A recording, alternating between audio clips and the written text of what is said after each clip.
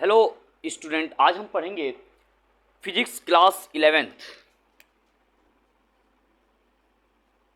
Physics class 11th chapter 4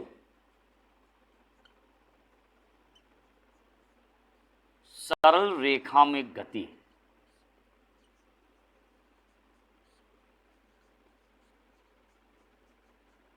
सरल रेखा में गति तो यहाँ पर हो जाएगा motion in a straight line. Motion in a straight line. यहाँ से आप प्रत्येक टर्म्स पर फोकस करेंगे तो समझने का प्रयास करिए तो सारे टर्म्स आप अच्छे से क्लियर कर सकते हैं। सरल रेखा में गति, सबसे पहले तो यहाँ पर आता है गति, मोशन। तो सबसे पहले मोशन के बारे में यहाँ स्टडी करते हैं इंट्रोडक्शन के फॉर्म में। गति सिंपल सा है कि कोई भी वस्तु जो चल रही हो, जो वस्तु समय के साथ अपनी स्थिति बदल रही हो, तो सिंपली वो क्या कहलाता है, आपका गति कहलाता है। जैसे कि मान लीजिए उड़ती हुई चिड़िया, उड़ती हुई चिड़िया, ये जो है आपका क्या हो जाएगा, गति में।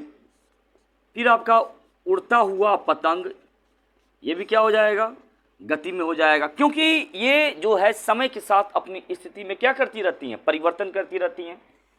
फिर जैसे कि चलती हुई गाड़ी, तो यहाँ से मान के चलिए क्या हो जाएगा आपका गति में। तो जैसे कह सकते हैं कि जो पृथ्वी है वह सूर्य का जो है क्या है, चक्कर लगाती रहती है, तो इसका परिक्रमण, तो ये भी क्या हो जाएगा, पृथ्वी, सूर्य, ग्रह, ये सारे के सारे क्या हैं, गति की फॉर्म में हैं। तो सिंपली है कि ये समय के साथ अपनी स्थिति में परिवर्तन करती हैं, तो ये क्या कहलाती हैं, गति कहलाती हैं। तो यहाँ पर गति में आपका टॉपिक्स आता है यांत्रिकी, मैकेनिक्स। यांत्रिकी, मैकेनिक्स, तो ये होता क्या है। तो यांत्रिकी मैकेनिक्स में हम किसी वस्तु के गति का अध्ययन करते हैं। किसी वस्तु के गति का अध्ययन क्या कहलाता है, आपका यांत्रिकी। तो किसी वस्तु के गति का अध्ययन यांत्रिकी के इस तंत्र, frame of reference. Frame of reference क्या होता है, तो सिंपल है कि हम किसी त्रिविम व्यवस्था में किसी वस्तु की स्थिति का अध्ययन करते हैं, तो उसे ही, उस या सिस्टम को ही हम कहते हैं निर्देश तंत्र। तो निर्देश तंत्र में हम 3 अक्ष ले लेते हैं, और ये उसका जो है मूल बिंदु, और ये होता है आपका एक्स, वाई और जेड, और ये हो गया इसका मूल बिंदु ओ। तो ओ पर जो वैल्यूज होती हैं वह क्या होती हैं, 0 0 की स्थिति में आती हैं। और यहाँ भी जो है अगर जेड के फॉर्म में लेंगे तो ये भी आपकी क्या हो जाएगी, 0। यहाँ पर कोई बिंदु है पी, तो इस पी की जो स्थिति का जो निर्धारण जिस तंत्र में करेंगे वही निर्देश तंत्र कहलाता है। और ये है आपका एक्स, वाई, जेड, और किसके रिस्पेक्ट में करेंगे, टाइम। तो ये हो जाएगा X, Y, Z into T, यानी कि इस बिंदु का जिस तंत्र में अध्ययन करेंगे वह निर्देश तंत्र कहलाता है। सिंपल भाषा में यहाँ से आप जान सकते हैं। तो यहाँ पर एक संदर्भ बिंदु होगा, तो ये तीनों रेखाएं जिस बिंदु पर मिलती हैं इसी को हम नाम देते हैं संदर्भ बिंदु। और ये किसी क्लॉक के साथ क्या करते हैं, जैसे टाइम के रिस्पेक्ट में जब हम इसका जो अध्ययन करते हैं उसकी स्थिति का, किसी बिंदु की स्थिति का, तो ये सिंपल क्या कहलाता है, आपका निर्देश तंत्र कहलाता है। अब यहां देखेंगे निर्देश तंत्र के प्रकार, types of frame of reference. निर्देश तंत्र के प्रकार, तो यहां पर 2 प्रकार के निर्देश तंत्र पढ़ेंगे। पहला जड़त्वीय, जड़त्वीय निर्देश तंत्र।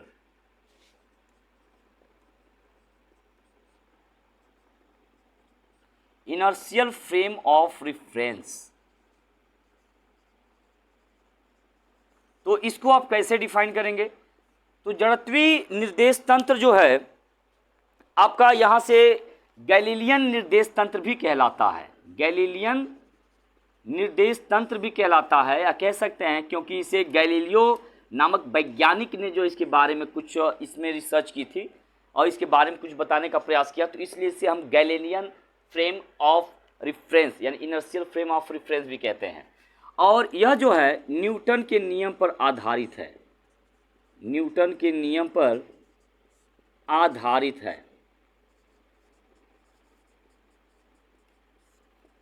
तो यहाँ से आप पाएंगे जड़त्वीय निर्देश तंत्र वह तंत्र होता है जो न्यूटन के नियम का पालन करता है, जड़त्वीय निर्देश तंत्र कहलाता है।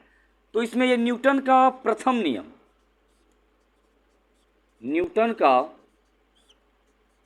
प्रथम नियम का ये पालन करता है, वह न्यूटन के द्वितीय नियम F=m/a। अगर जितना ही ज़्यादा द्रव्यमान होगा उस वस्तु पर उतना ही ज़्यादा बल लगाना पड़ेगा और उस वस्तु को विस्थापित कराने के लिए उतना ही ज़्यादा त्वरण की भी क्या होगी, आवश्यकता होती है। तो सिंपल सा है, न्यूटन का प्रथम नियम कहता है कि अगर किसी वस्तु पर आप बल लगाते हैं तो वह वस्तु क्या होती है, विस्थापित होती है।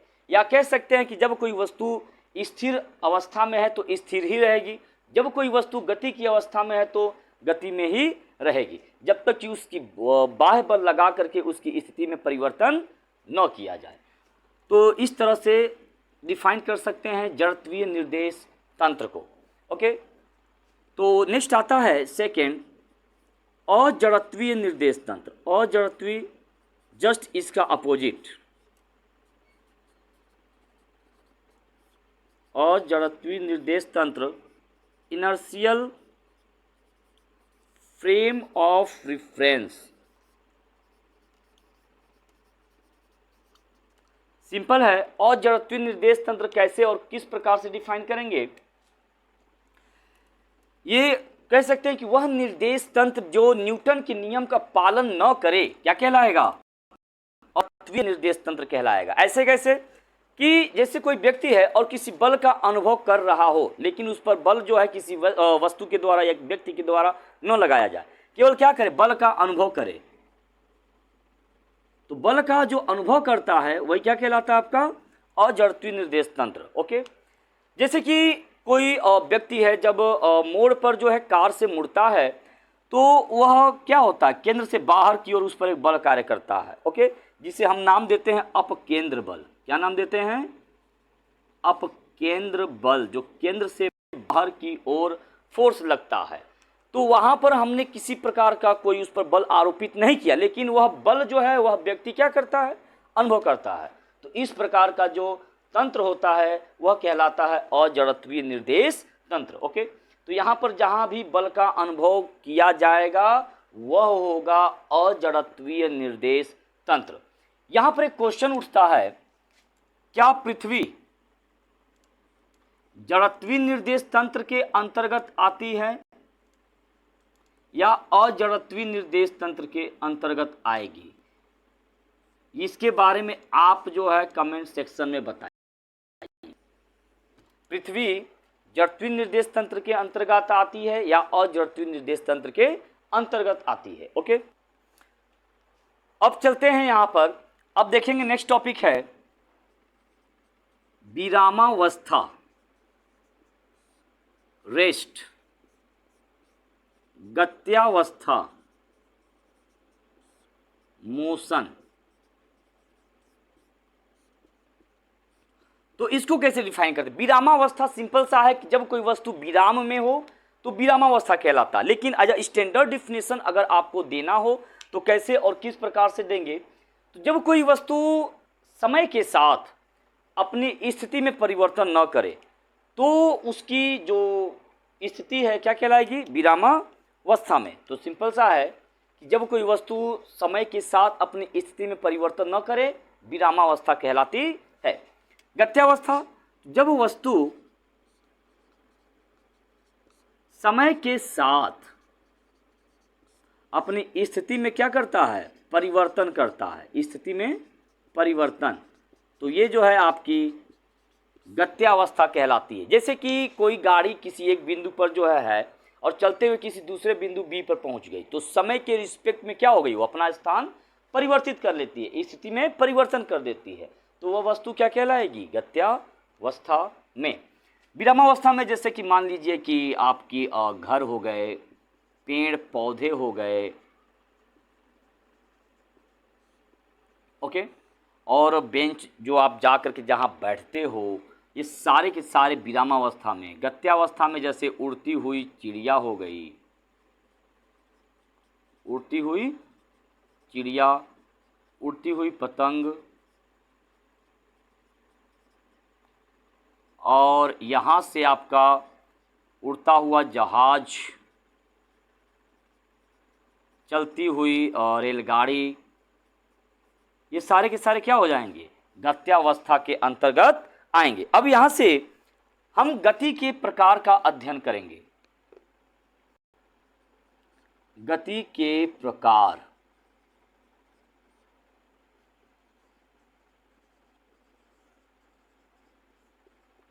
Types of motion.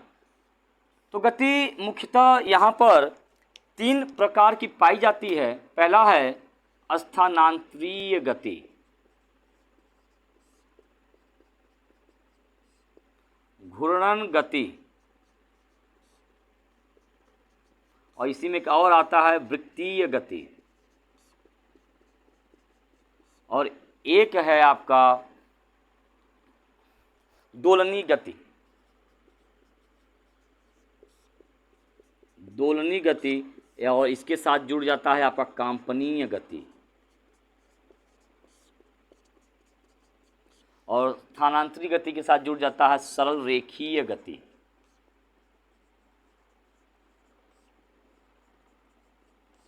अब यहां से देखिए, स्थानांतरित गति में क्या होता है कि जब कोई वस्तु एक सीधी सरल रेखा पर उसके सभी कण एक साथ गति करते हैं तो उसकी जो गति होती है स्थानांतरीय गति कहलाती है। जैसे मान लीजिए कोई वस्तु बिंदु ए पर है और इस वस्तु के प्रत्येक कण एक सरल सीधी रेखा पर क्या करती है, गति करती हुई जाती है, तो इसकी जो गति है स्थानांतरीय गति है। और सरल रेखीय गति आप जानते हैं कि जब कोई वस्तु एक सीधी सरल रेखा पर या पथ पर गति करे तो उसकी गति क्या कहलाएगी, सिंपली सरल रेखीय गति।